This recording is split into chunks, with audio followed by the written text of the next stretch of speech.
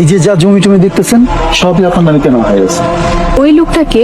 ও রাজু, বিভিন্ন ক্ষেত খামারের কামলা দিয়ে খায়। আজকে আমি ওরে ক্ষেতের আগাছা পরিষ্কারের জন্য রাখছি। আচ্ছা, তাহলে ওনাকে একটু ডাকেন। এই রাজু, এদিকে আয়। আইতাছি কাকা। জি কাকা। উনি হচ্ছে ম্যাডাম। আসসালামু আলাইকুম ম্যাডাম। ওয়ালাইকুম আসসালাম। আপনার কি কোনো সমস্যা? না তো ম্যাডাম, কোনো সমস্যা নাই। তাহলে আপনি নিচের দিকে তাকিয়ে আছেন কেন? পর্দা করতেছি ম্যাডাম। পর্দা করছেন মানে? পর্দা করা ফরজ। আল্লাহ তাআলা নারী পুরুষ দুইজনকে পর্দা করতে বলছে।